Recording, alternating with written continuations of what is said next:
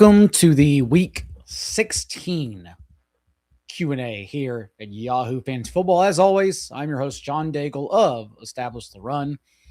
The fantasy semifinals for a lot of people.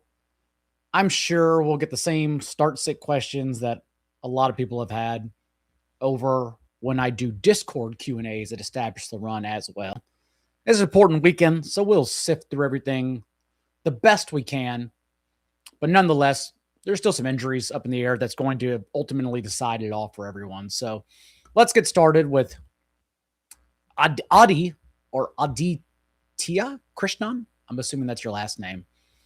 And lots of the same tight end questions that everyone I'm sure is going to have that we will not be able to parse correctly just because all the tight ends this week are honestly the same guy. I would say impossible to get it right. Tight end 6 through 12, just start one and hope they score a touchdown. But Loveland or Warren, I can at least say without Rome Odunze and Luther Burden, who's actually 6th in the entire league in yards per out run, very easily, you just start Colston Loveland over Tyler Warren. You don't want to play anyone with Phillip Rivers. You're happy to play Jonathan Taylor against that injured 49ers defense, but all his pass catchers, you're not interested in literally any of them.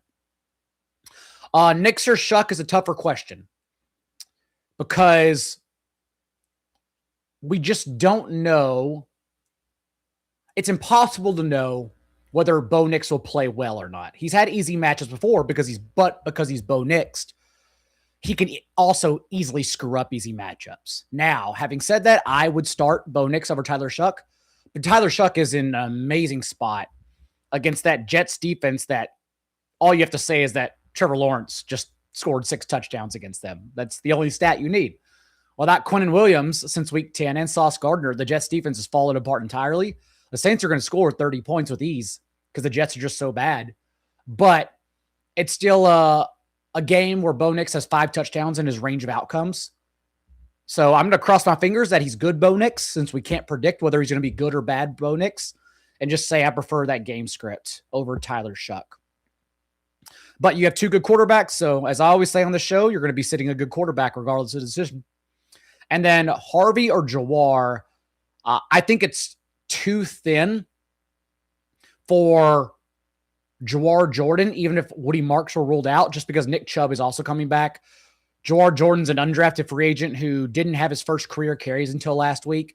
I would not be shocked if he had 15 again. But I also don't want to predict that, given that we have a resume of his entire career, a year and a half so far, to where the team didn't even think about him until they were down to their 4th running back. So don't want to chase Jawar where I don't have to. Deeper leagues, I get it, but don't want to.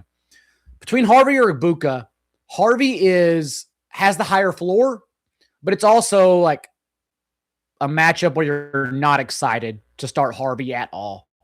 The Jaguars are a pass funnel. They can't stop anyone through the air. They just haven't played anyone in the last 6 weeks. So everyone's forgotten how bad the Jaguars defense is. Kind of like what's happened for Trevor Lawrence is that he's only had the easiest matchups possible the last 4 games. Now he gets the Broncos, which are not that. So it's a litmus test for Trevor Lawrence, who I really don't have confidence in. He's been better the last month, a few things under the hood, but also, again, he's played no one the last 4 weeks. And so I worry about Trevor Lawrence in this game. Have a lot more confidence in the Broncos scoring points. But for RJ Harvey, it's much tougher just because at least we know that the most rushing yards against Jacksonville all year long is 74 yards. And that was for Jonathan Taylor. It took him 21 carries to get there. So I don't think Harvey can have success in this game, but he's going to get enough touches where he can score a touchdown. And that's kind of what you're hoping for. Whereas with Ibuka, it's still thinner because it's now a 4 wide receiver rotation between Mike Evans, Chris Godwin, Ibuka, and Jalen McMillan. McMillan, who they said they're actually going to play more this week. So, I'm not trusting Ibuka, and I will just start RJ Harvey for the touches instead. Need a wide receiver 3. Michael Wilson, Addison, Coker, Estime, Jalen Warren. Yeah. So flex and wide receiver 3, lots of guys. It would be Michael Wilson and Audric Estime. No.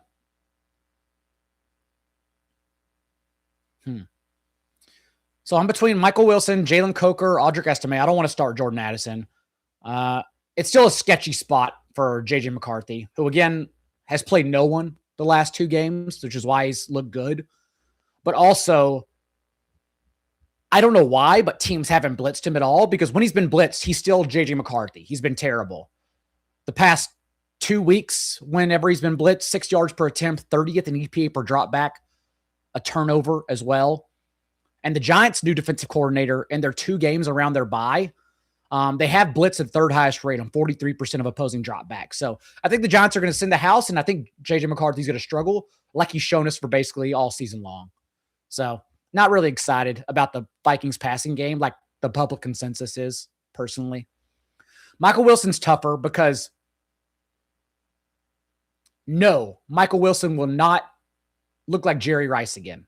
With Marvin Harrison Jr. back, we can only assume that Michael Wilson once again go back to being treated like a rotational wide receiver behind Marvin Harrison, as he was the last time Marvin Harrison Jr. played. Having said that, there's still a range of outcomes that maybe the team plays Marvin Harrison behind Michael Wilson. And also the Cardinals defense the Falcons defense has been so pitiful that you can still get lucky and Michael Wilson scores a touchdown. So I'm just going to cross my fingers. The volume is there, but we're definitely getting worse runouts for Kyle Pitts since Drake London's likely back, and Michael Wilson since Marvin Harrison Jr. is back.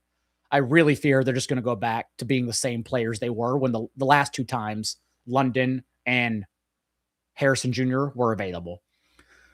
The other ones between Jalen Coker and Audric Estime. Once Devin Neal left the game, Estime outcarried Evan Hull 4-3, but more importantly, ran 15 routes to Hull's 8, 100% of the team's running back targets, all 3. And so Estime is going to be the 75-25 guy over Hull. And it is a good matchup. Estime is not really talented. That's the issue. It's why he's already on his second team in only 3 years in the league.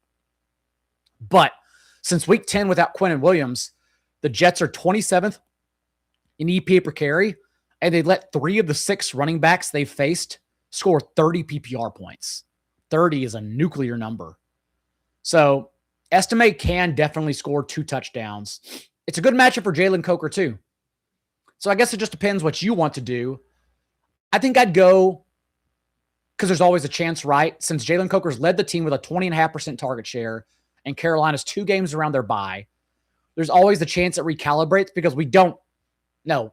Not that we don't think. We know Jalen Coker's not as good as Teteroa McMillan, a top 10 pick. And so what happens when the target tree just randomly recalibrates and McMillan gets more targets? Can Jalen Coker still survive? And the answer is no from Bryce Young. So I still think it's very questionable about Jalen Coker being like a usable piece weekly. Definitely can get there. Absolutely could.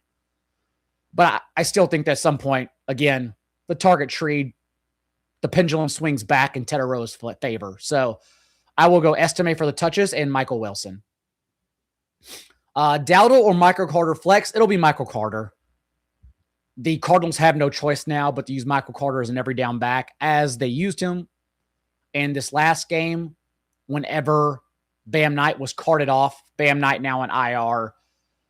There are reports coming down that Amar DiMercado will only be used on passing downs. So, yes, I think Michael Carter is a very good play. Plus, Rico Dowdle's not a bad play. But like we talked about with last week, when everyone had all the confidence in the world for no reason in Chuba Hubbard's usage, again, for the Carolina's backfield, the pendulum is just a hot hand. It can swing in any direction any week. And so it's not like I have confidence with Rico Dowdle.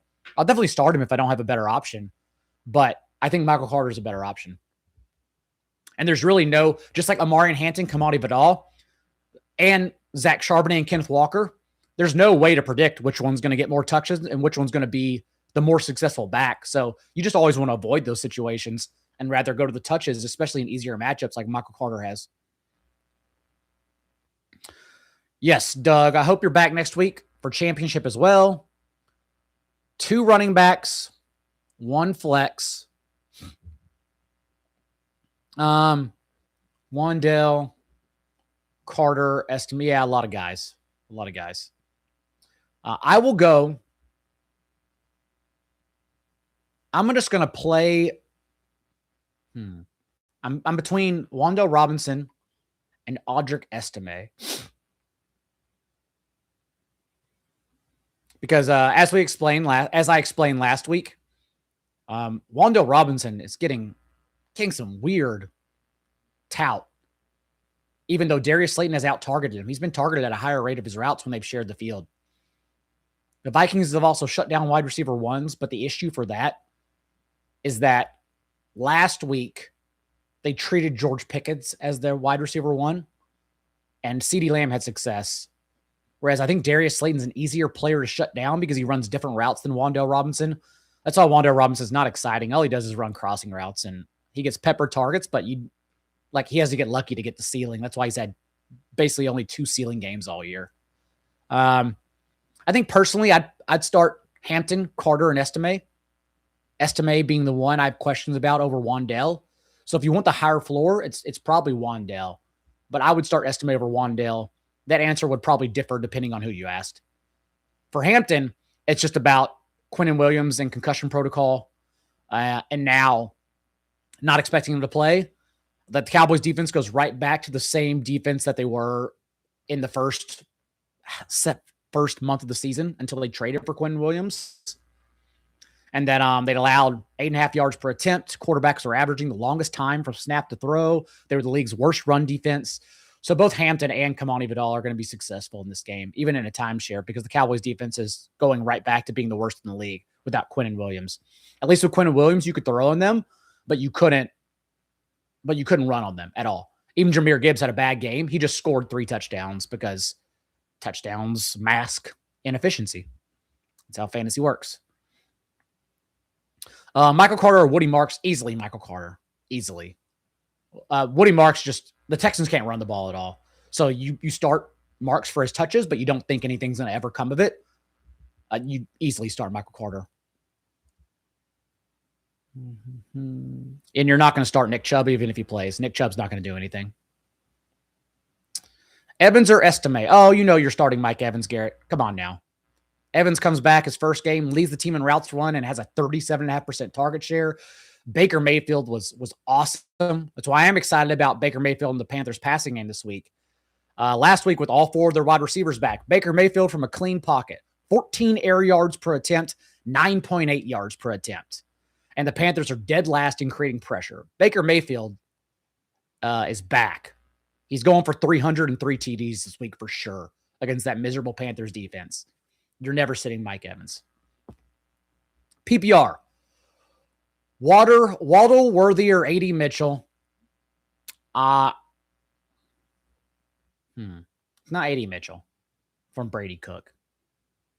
So basically we're down to Waddle or Xavier Worthy, and Xavier Worthy's still been bad, and he has Gardner Minshew. So I think it's Waddle just because you have no choice. Not even excited about it, but you don't have a choice.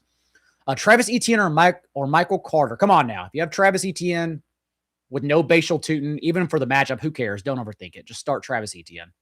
You obviously saw you have outs to receiving touchdowns as well last week, so that's not a real question, Psyche. We're not sitting Travis Etienne. Dak versus Chargers or Shuck versus the Jets.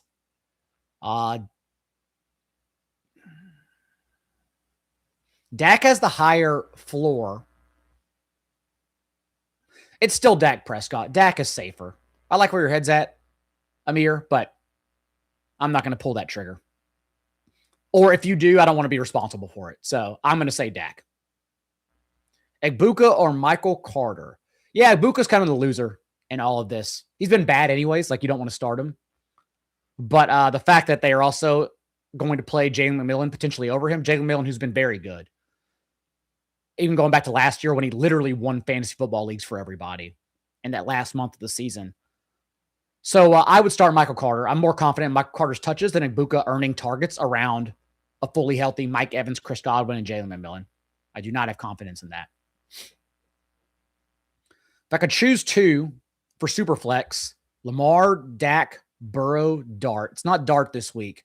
Same thing as we talked about with Dak and not having a ceiling last week. because Brian Flores' Viking defense has been shutting down literally every quarterback in the last 5-6 games. You're not playing quarterbacks against the Vikings if you don't have to. So it's not Dart. Gosh. If T. Higgins were to play, and it sounds like it, it's probably Burrow and Lamar. It's definitely Lamar. Lamar's been really good the last 2 games. Everyone still has questions about Lamar in terms of start-sit, but they're not even warranted anymore. The Ravens were awesome last week. They just only ran 41 plays because the Bengals had a 15-play drive that they turned the ball over on. It just soaked up all the clock in the second half. But Lamar could have had 4 touchdowns in that game. He was awesome. So now Lamar's fully healthy. He's back in our lives. The Ravens are back to being legitimate contenders that can easily beat the Bills in the playoffs too. So it's Lamar, and I think I'd do Burrow. Dak and Burrow's nitpicking. Again, whoever you ask would have a different answer. I think I'm higher on Burrow's ceiling than Dak's in this game. This is also the first game, by the way, that either Dak or Tony Romo would have started with their team eliminated from the playoffs. So we also don't know, like, mentally where these guys are at.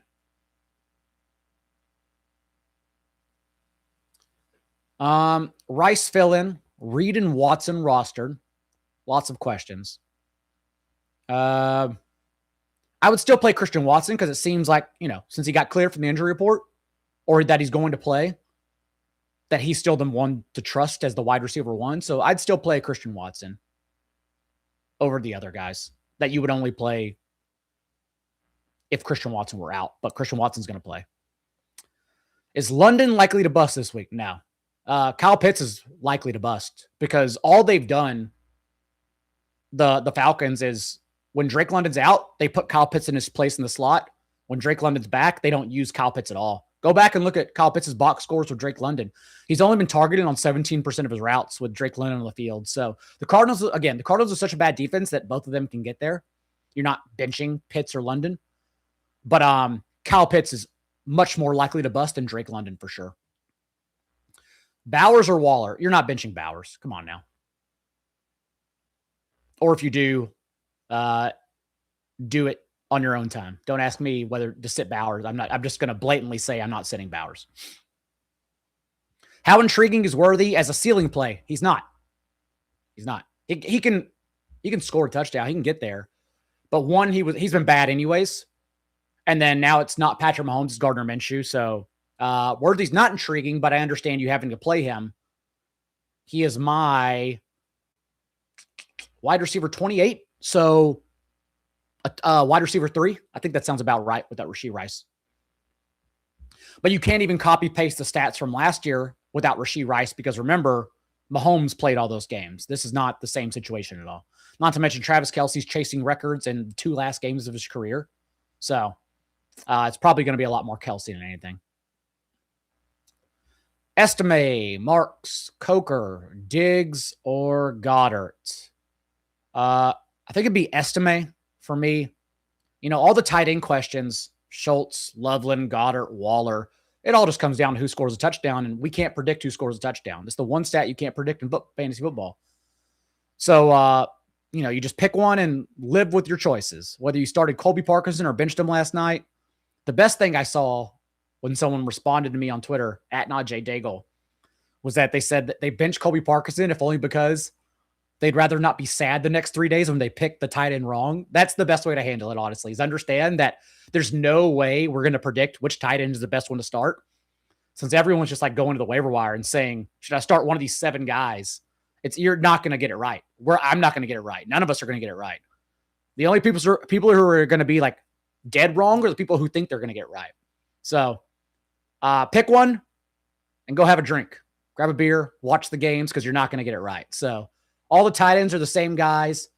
And it just, even last week, Kyle Pitts, his performance was muted because Dallas Goedert and Darren Waller scored 2 touchdowns. So Dallas Goedert, Darren Waller. Who are the other guys that a lot of people ask about? Harold Fannin. Rondé Gadsden if Quentin Johnson's out. Colston Loveland. Like, let's say they all score 2 touchdowns. Okay, then none of us know anything. They're all just back to square one. So just pick one. Pick one. But This is not a tight end. We're not going to flex a tight end. You're going to start Estime over these other guys. You can't trust Stephon Diggs since he's still losing routes run. Let's see here. I would play Loveland over Schultz, but again, the same guy. More likely to score 15 points, Wilson or Jaden Reed? It's Michael Wilson, just because we've seen his range of outcomes.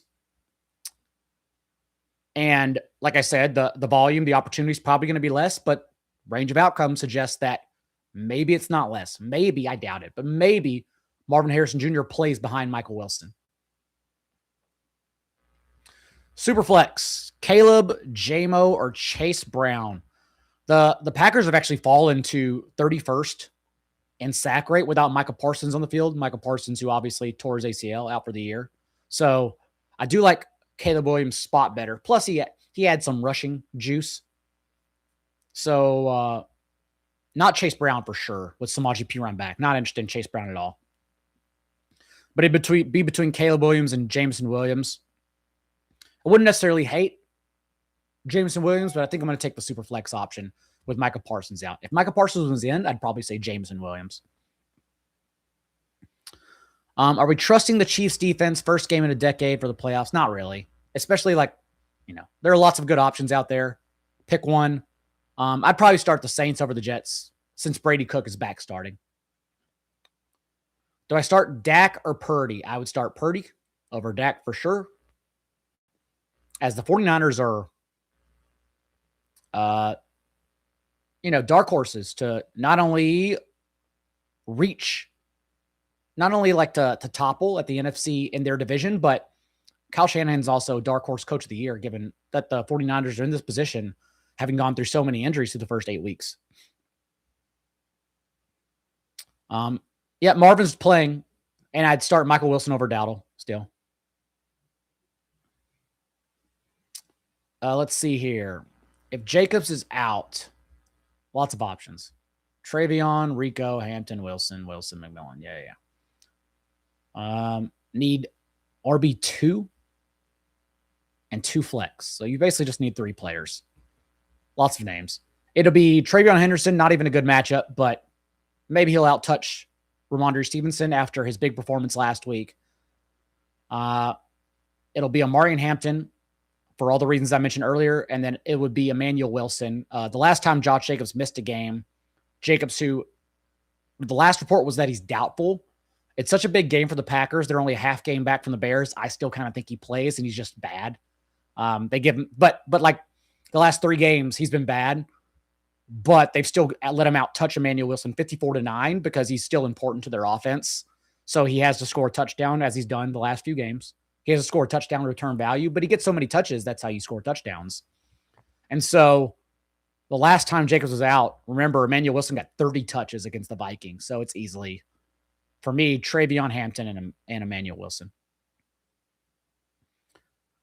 Pickens or Henderson? It'd be Henderson for me. Just too many questions about where Pickens' head is at right now and his role in the offense. I'll take the touches for Henderson. Michael Wilson or Pickens? Yeah, again, you're kind of on your own with Pickens.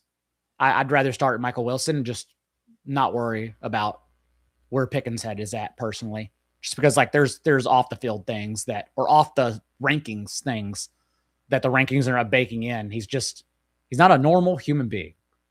And the rankings can't quantify that. So I'm just going to avoid it. And if he does well, cool, you should start him. But if you ask me a Pickens question, depending on who your other answer is, Michael Wilson, for example, why would I give myself the headache? JDS says Quinnen Williams is playing. Is that true? Did he get out of the concussion protocol today? If so, I missed it. Let me look it up real quick. Because that would matter. Then you would not play the Cowboys running backs.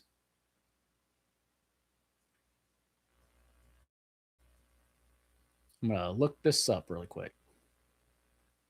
You would not play the Chargers running backs, I mean to say. Oh, he's still questionable. He was upgraded to full in concussion protocol, but he's still questionable. So he's still in concussion protocol. So we don't know. but he's, quote, tracking positively. Great. So we know nothing. All right. Let's see here. Mike Evans or Juwan Jennings. Mike Evans. You're not sitting Mike Evans. How high would Wilson be if Jacobs is out? Yeah, I'd start Emmanuel Wilson over Michael Carter. Just because, again, just understanding what could happen. There's always the chance that the team randomly decides to play Amari Dimercado more, just like we've seen with the Panthers backfield. We can't predict those kind of things, but we understand it's what can happen. So I'd rather just take Emmanuel Wilson because there's no one else to play if Jacobs is out. Otherwise, yeah, you start Michael Carter easily, and Emmanuel Wilson you can't play. May or Brissett? It would be May still, just because Brissett, that's the first game last week that he threw more than 2 touchdowns. He doesn't have a rushing floor like May does, so just keep playing May. Juwan Johnson or Michael Carter, you just take the running back touches. Why stress about a tight end? Just take the running back touches. Don't give yourself more stress than you need to. Pretty easy. All right, lots of quarterback questions. Dart, Shuck, McCarthy. Yeah, it's between Dart and Shuck. I think I'd take Shuck. It's nitpicking, but I'd take Shuck. Just because, again, the matchup is so good for Shuck, who has 6 carries in 4 consecutive games. I mean, he has 4 touchdowns in his range of outcomes for sure. Pick 3, Dave asks. Pickens, Moore, Ladd, Coker. So basically we're down to Pickens or Coker. If that's the case, I'd take Pickens over Coker. I think that's thin. Just because Coker's not like a wide receiver 1 like Michael Wilson, Mike Evans, like everyone else is asking. But I'd take Pickens, Moore, and Ladd and leave Coker on the bench. Need 2 out of 4 between Waddle, Michael Wilson, Wan'Dale Franklin. Pat Bryant's back. And so you're never starting Troy Franklin in a game that Pat Bryant plays. Troy Franklin only did well last week because Pat Bryant was out. So it would be Waddle and Wilson for me over Robinson and Franklin. Ladd, start 3. Ladd, Sutton, Hampton. Pearsall I don't think is going to play, so don't even think about it. Christian Watson, Jaden Reed. So it would be Ladd, Sutton, and Christian Watson. Otherwise, Hampton over Watson. If Quinnen Williams is out, take it down to Sunday. Wait, maybe we'll know more by tomorrow afternoon by the time the Bears kick off at 7 o'clock, whatever time they kick off. So just be in touch because I would start Hampton over Watson if Quinnen Williams is out. If Quinnen Williams plays, I would start Watson tomorrow night. You're just going to have to watch your lineup.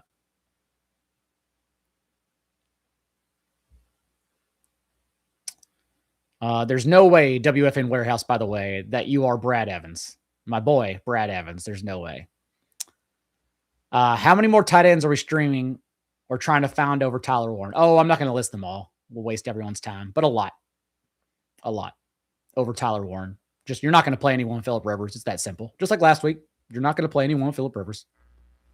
Colts made that easy for us. Full PPR start. DJ Moore, Monangai. Swift is going to play, so we're not going to worry about that. Egbuka or Michael Carter. I would take the touches with Michael Carter.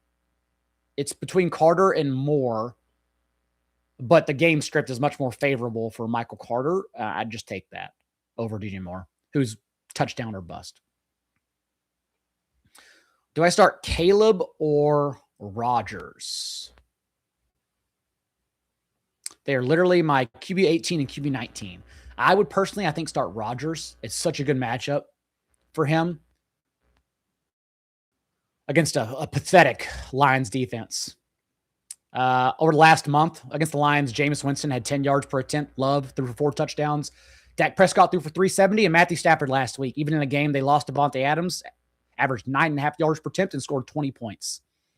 Also, the past couple of games when Rodgers arguably played the best games all year long, 8.3, 8.4 yards per attempt. Against man coverage, he's gone 10 of 16 for 13.5 yards per attempt. And the Lions, the last 5 games, even through all their injuries, lead the league in man coverage in that time. So I like Rodgers' matchup a lot. Waller, Loveland. I'll play Loveland. Again, you're not going to get it right. Like, I'm going to play Loveland. I think he's the better play, but then Waller's going to score 2 touchdowns and life won't matter. So just pick one. No, we're going to be wrong, but I'll play Loveland since you're asking me. Burrow or Brissett? If T. Higgins plays, the answer is Burrow. Saints or Broncos, it's still... It's the Saints. Just because there is no world. You got to go 2 universes over for the Jets to be good. But there is a world where Trevor Lawrence passes this litmus test. I don't think he will because it's too tough of a matchup for Trevor Lawrence. But like if the Jaguars scored 28 points, you also would not be shocked because the Broncos have been in shootouts against Washington, against the Cowboys. Well, Cowboys got there, but it wasn't a shootout. They just got dunked on every possession. Against the Giants, the Broncos defense has allowed teams to stay in games at time, and it always comes down to the quarterback being good on the opposite side. Trevor Lawrence can make that happen. I don't think he will, but it can happen, whereas there is no world where the Jets are good, at least not in this world. Jacoby or May? Nah, that's not even close. Silas the virus. It is Drake May, and then Michael Carter over Chase Brown. 2 flexes. Lots of good players. I think it's Aaron Jones and George Kittle. But yeah, at least for Aaron Jones, it's Jordan Mason is working in more, but it's still hard because the Giants defense is like the worst in the league. Like the moment Chris Rodriguez got rolled out last week, Jacory Croskey-Merritt was the easiest pickup of all time to start just because the Giants are so bad. So Aaron Jones can definitely get there in this game, but also it's possible that Jordan Mason, it gets goal line carries and just like usurps Aaron Jones, has a higher ceiling, but I'd still take that over like any player from Shadur Sanders. The Bills are just going to wreck the Browns. Michael Wilson or Ladd?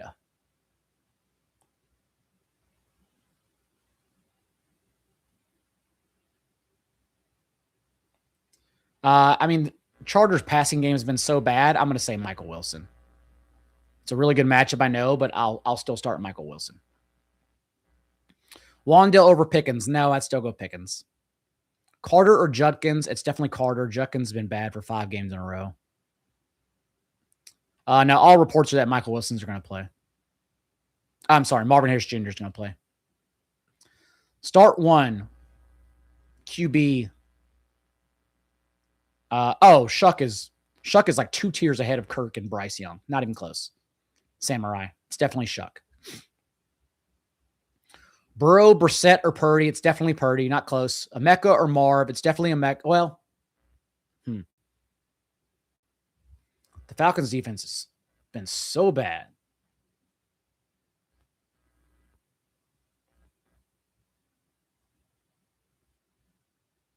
Yeah, I think I'll take my chance of Ibuka over Marv.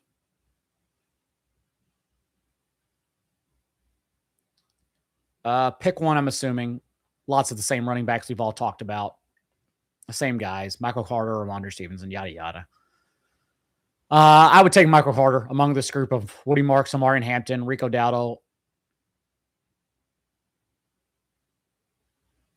I'm thinking between Hampton and Michael Carter. Yeah, I'd take Michael Carter. Same question about tight ends. I know everyone has questioned about tight ends. Pick 2. Goddard, Jawan, or Loveland. It would be, it's just going to come down to who scores a touchdown. It would be Goddard and Loveland for me, but they're all so close.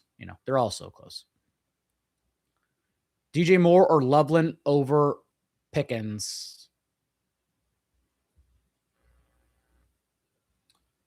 I don't think so. Not Loveland for sure. No, because I don't think DJ Moore is in the same range we've talked about with George Pickens, where again, if you have a wide receiver 1, you bench Pickens. I think DJ Moore is still like a wide receiver 3 who has to score a touchdown, so I'll still start Pickens. Emmanuel Wilson or Michael Carter. If Jacobs is out, I'd start Wilson over Carter. Otherwise, it's Carter.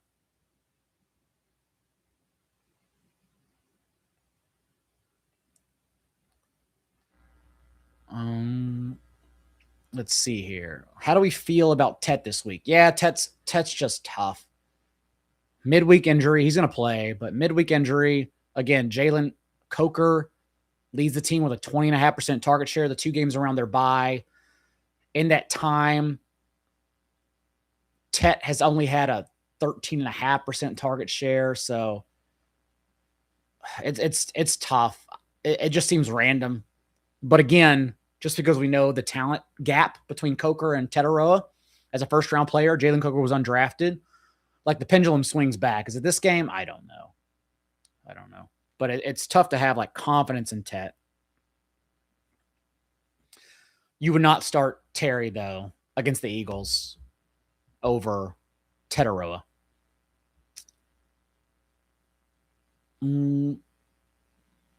Though there are no dumb tight end questions. Blank a shock. It's just like I know, I've dealt with Q&As and tight end questions all week long.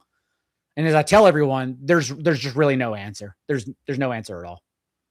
You should just pick one and not worry about it, honestly, because whoever scores 2 touchdowns, that's who you need, and we can't predict that. It's literally that simple. So a lot of people will pretend to know which one is right. I'll be the first to tell you they don't, and I don't know.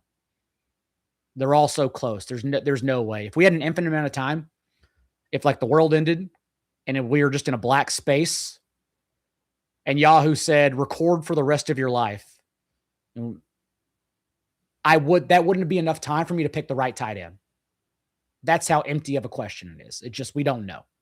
And I hope that's the most honest answer anyone gives you all weekend long, that you should pick one and then meet your friends at the bar to watch the Bears game and the Aggies game. They play at noon. That's the most important part. Gig 'em. Burrow or Dak? I'm not going to read that out loud, WFN. Burrow or Dak? We're nitpicking, aren't we? I'm going to say Burrow. I think if T. Higgins plays, Burrow has the higher ceiling.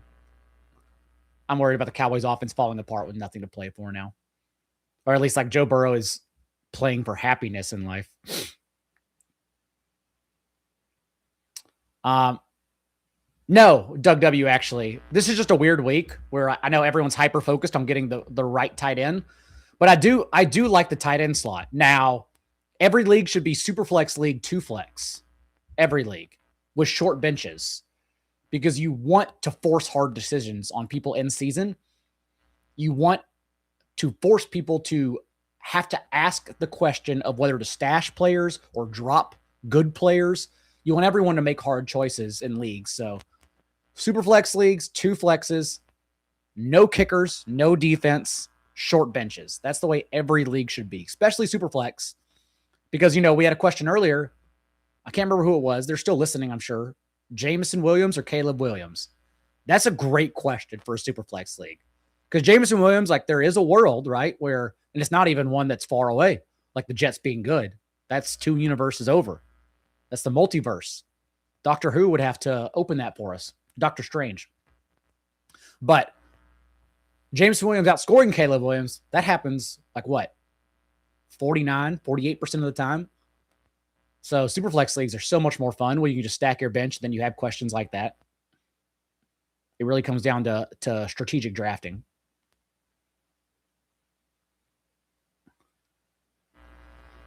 We are not worried about the Shuck injury last game. No, Samurai, not at all.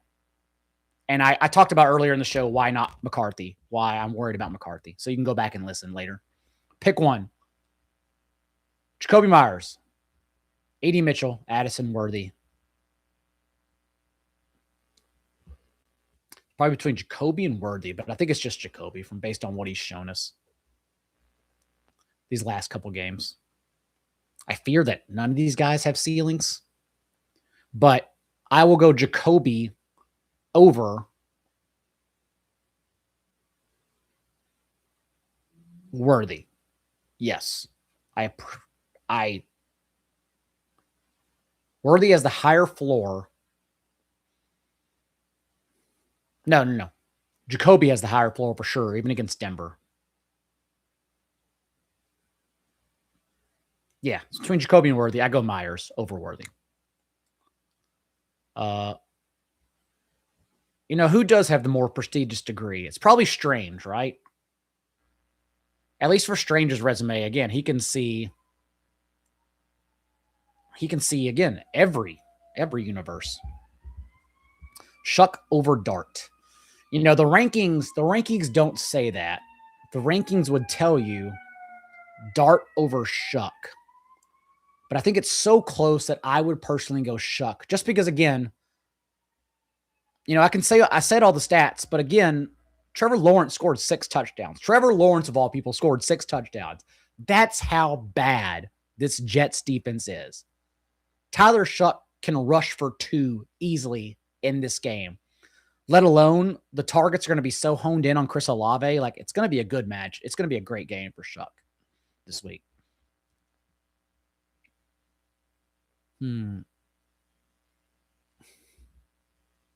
Rice is out. Right. Correct. We knew that on Wednesday when he got downgraded midweek with a concussion.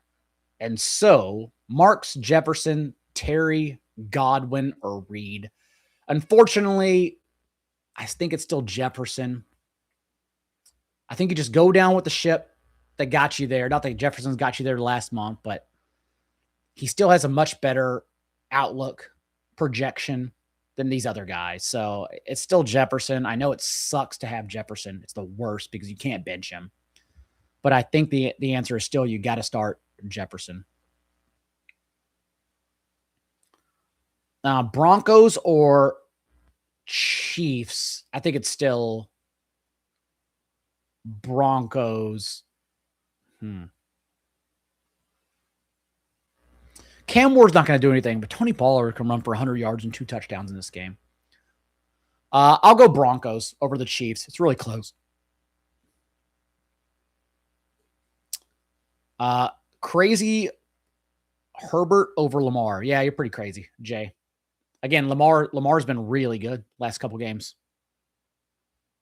Whereas still the Chargers passing game has not been. It's a good matchup, but Lamar has been awesome. The Patriots defense is falling apart too. Like, it's a really good matchup for Lamar. The Ravens just ran 41 plays last game, so they didn't even have enough volume to get plays off, but love Lamar this week. Pitts with London back or Hunter Henry? It's still Pitts, a much better matchup than Hunter Henry.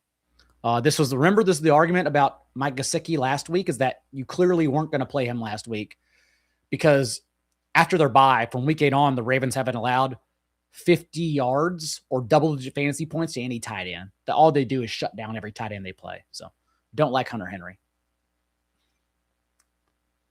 Dart or Jade? It's still definitely Dart over Justin Jefferson this week. Fannin over Waller.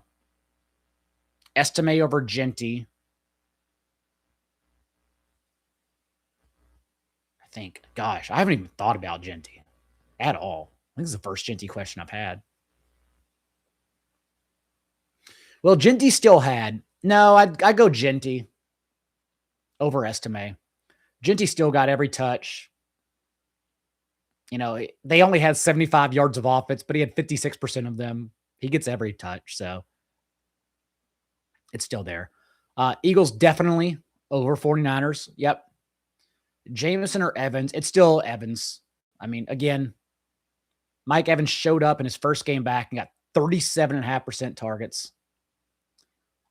Sucks for you because you're sitting a good wide receiver no matter what. I'd start Evans over Jameson, though. But yeah, it's a really tough choice. Really tough. A running back and 2 flex. Harvey, Judkins, Estime, Reed, Fannin. I guess it'd be Harvey. Estime and Fannin? Yeah, I think that's what it is. Harvey, Estime, and Fannin.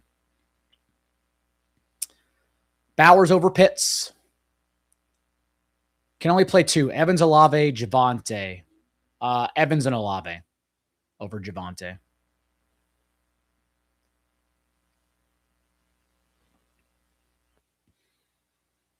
And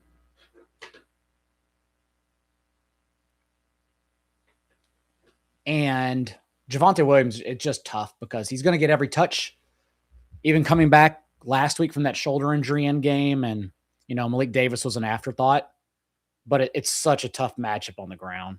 The Chargers have really shorted up in their front 7 against running backs.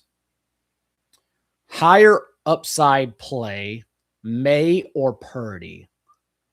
May has a bigger ceiling, but I would not start him over Purdy. So whatever you want to do from there. I don't know what that means for you, but I still much prefer Purdy over May. Unfortunately, when you have 2 good quarterbacks, that also means you're going to bench a good quarterback. So that's just kind of what you're stuck with right now.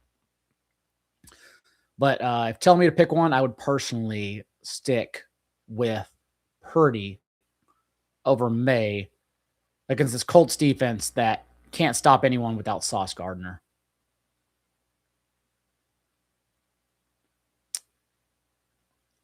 All right, I'm making sure I didn't miss any questions before I wrap this up. Jawar Jordan over Judkins. No, I don't think you can do that. Just because Nick Chubb is back. Judkins still has a great matchup against the Bills. Bills can't stop anyone on defense, so definitely still Judkins over Jordan.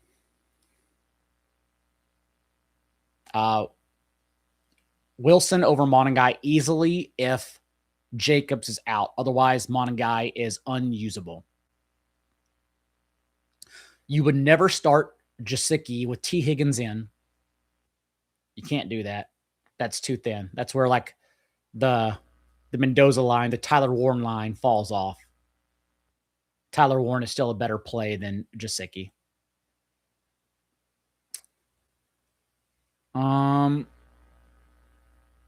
And then we'll finish with one of these as the last ones, unless they keep coming in. Hampton or Hall? Gosh. I think it's... No, I don't think I know. If Quinnen Williams is out, and this is a decision, Chargers and Jets, they don't play till Sunday, so you don't have to have an answer till Sunday. If Quinnen Williams is out, I would start Amari and Hampton over Hall. If Quinnen Williams is in for the Cowboys, I would start Breece Hall over Amari and Hampton. So take it to Sunday. Jake Ferguson, who's really just become tight end or bust. I think I'd still play Warren over Ferguson, if only because you do have outs for Warren to get carries, for him to have a tush push. I think that's better than Jake Ferguson, who's really just a tight end or a touchdown or bust tight end. And then DJ Moore, Michael Wilson, or Tetaroa. It's definitely Michael Wilson. Again, 2 things could happen to Michael Wilson. Same thing we've seen where he's a wide receiver 3 or 4 with Marvin Harrison Jr. back.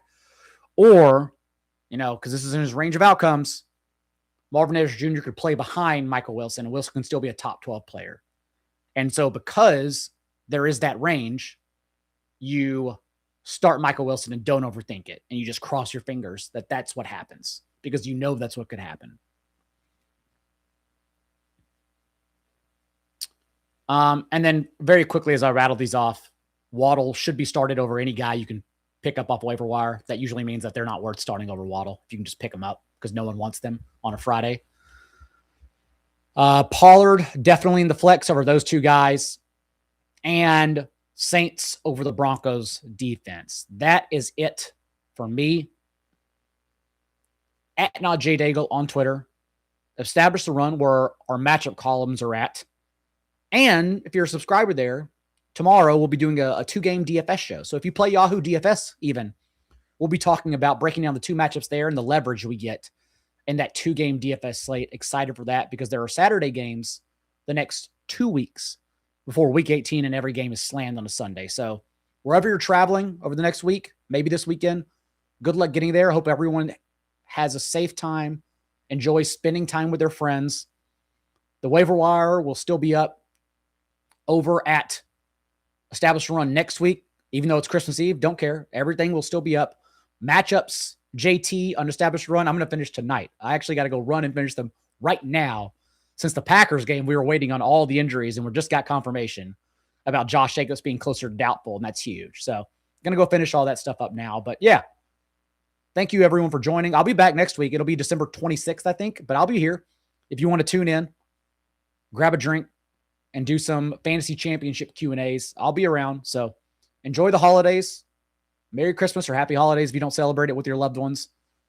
And remember, until next time, Friday, 4 p.m. Eastern, be a little bit kinder than what's required. Just a little bit because it's the holidays. I'll see you next time.